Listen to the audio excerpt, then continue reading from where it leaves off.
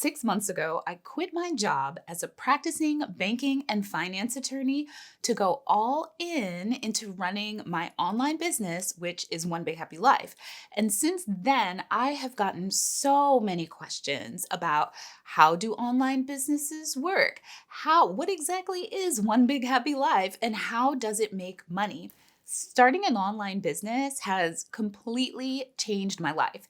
And I believe that now more than ever before is the best time to start an online business. And so I'm going to be doing this series to give you a primer on how to start an online business, how do online businesses work, all of your questions about starting and growing an online business. So, to kick things off, let me just say whatever questions you have, drop them down below, and I'll use those questions as ideas for future videos. So, be sure to let me know what questions you have about starting an online business.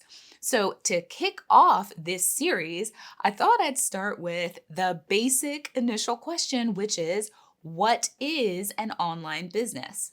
So here is the simple definition that I've come up with, which is that an online business is a person or organization that profits by using the internet to sell products and services in exchange for money.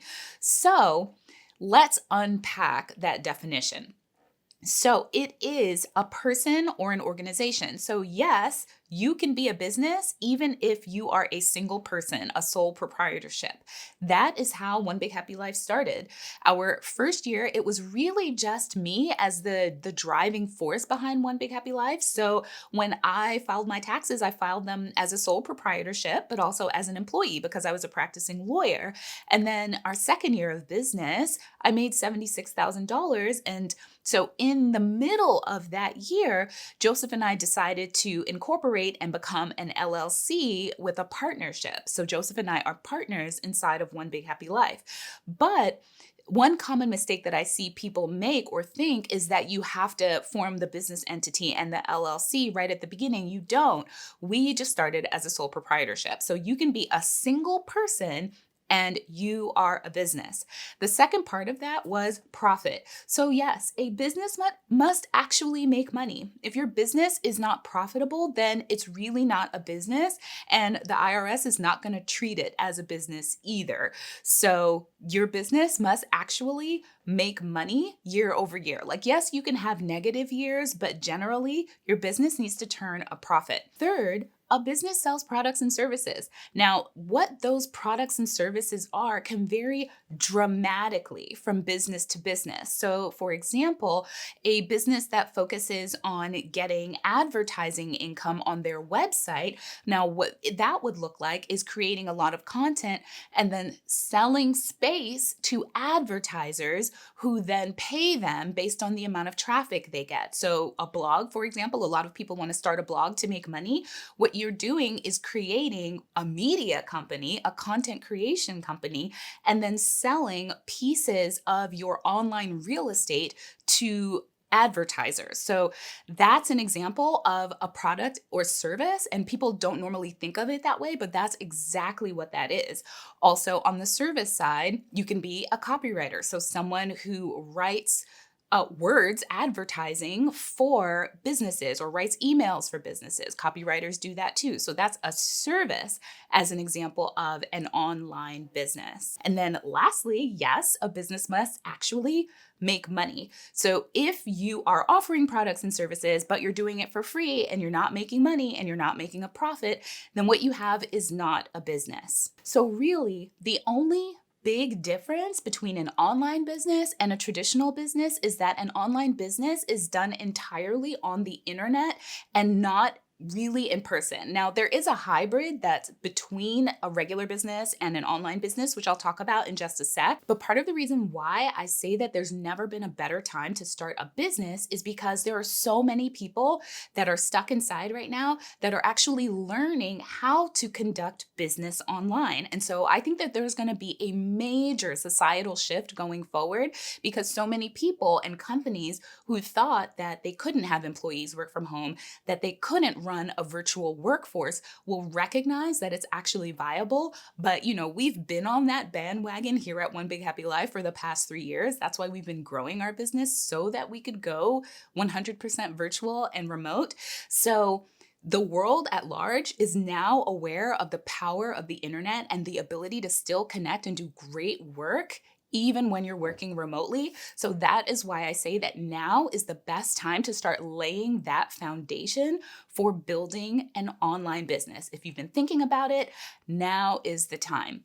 So I mentioned that there are basically three types of businesses. You have your traditional brick and mortar businesses, but there are two types of online businesses, one that's a hybrid and one that's purely online.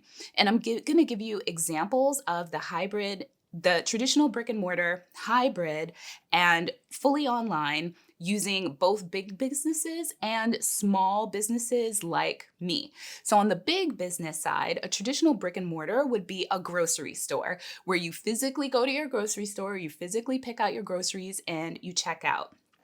A hybrid would be Amazon. So you shop at Amazon entirely online, but then they deliver to you. So you still get something physical. And then one that's purely online would be what you're on right now, which is YouTube. So there's no like YouTube place where you go to watch YouTube. You watch YouTube at home. Similarly, I'm shooting my YouTube videos and I post it up to the internet, and there's no physical YouTube space that I go to produce videos. Now, I guess technically YouTube does have some creator studios that people could go to film videos, but the reality is you don't have to do that. That's just like an extra perk. So now let me show you those three types of businesses, but small businesses. So a brick and mortar example, a traditional business would be, say, a flower shop that's owned by a florist. A hybrid would be a photographer that sells their photography services through their website, but they have to actually physically see you in order to take pictures. So you still have that in-person component. And then an online only business would be, well, One Big Happy Life. So we typically do not see people in person. We offer all of our products and services virtually.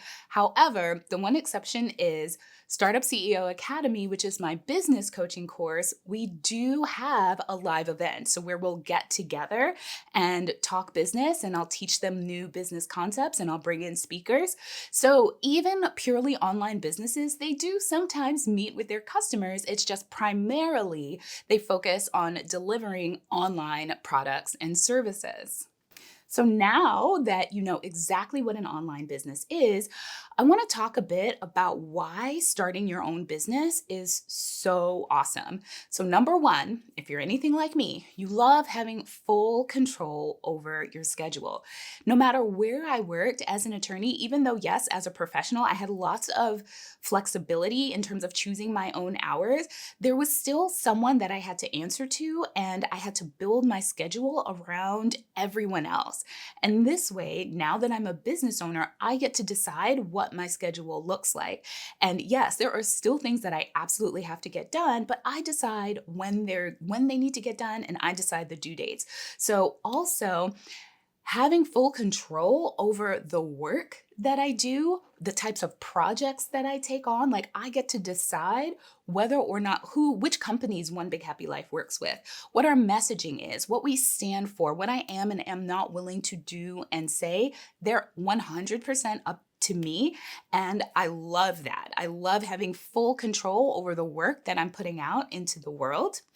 And then also, it's an asset that can be sold. You can develop a business in a way where it's sustainable, it supports you over the course of your life, and when you're ready, you can sell it. So your business in and of itself has value. Whereas when you're working as an employee, yes, the skills that you have value to your employer, but it's not like you can just take your skill set and then sell it off to someone else to take care of, and then you go on to live the rest of your life. So that is the powerful thing about starting a business. Now, in terms of why online businesses are so awesome compared to a traditional brick and mortar business is, well, number one, there's lower overhead. So you can get started with less money because you don't have to worry about office space. Also, you can run your business from anywhere because your business is entirely online. You can continue to work, eat, but spend a month in Hawaii and work from Hawaii. That's one of the things that we are hoping to do within the next few years.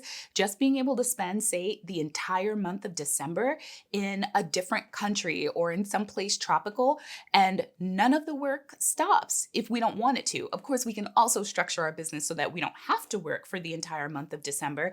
But my point is that we're not tied down to any particular location.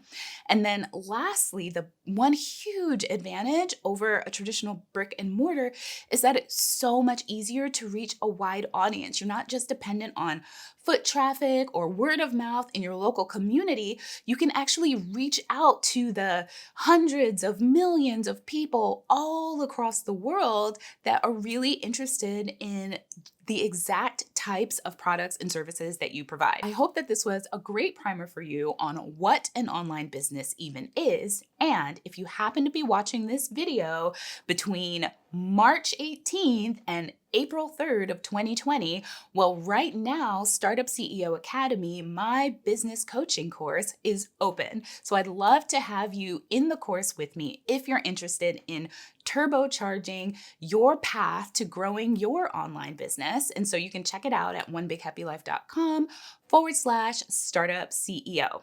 And if it's past those dates, well, I'm sure that you can join the waitlist and I'll send you details about when the doors will open again. All right, I hope you guys enjoyed this video and I will see you in the next video in this series next week.